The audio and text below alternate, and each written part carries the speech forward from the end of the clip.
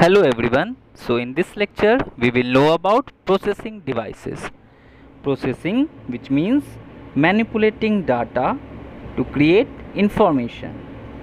First processing device, CPU, full form Central Processing Unit, also called brain of the computer.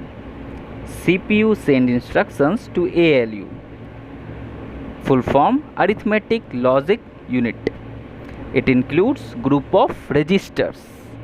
Register includes group of flip-flops. Here in ALU, computational center, mathematical calculation or decision logic operations are being carried out.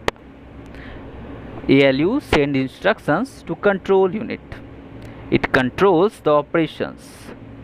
It decodes program instructions.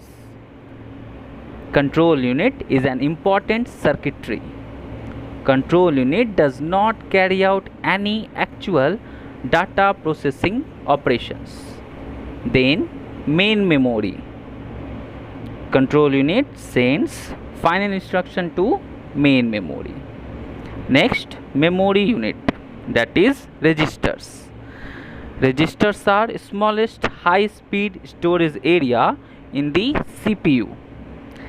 As I discussed earlier, registers are group of flip-flops. So, group of flip-flops. Now, features of CPU, additional features of CPU. It is connected by internal buses to various internal components and to expansion cards for graphics and sound. Time required for the fetching and execution of one simple machine instruction is CPU cycle time. Here the unit or speed of CPU is measured in Hertz.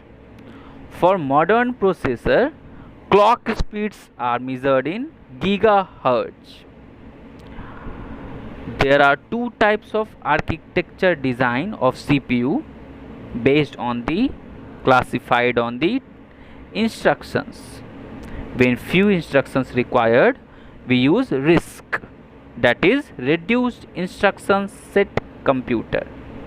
When many instructions are there, we use CISC, that is complex instruction set computer. Now this was all about first processing devices. Second, motherboard. Next, chipset, clock, expansion slots, bus, network card. So these are all about processing devices. Thank you.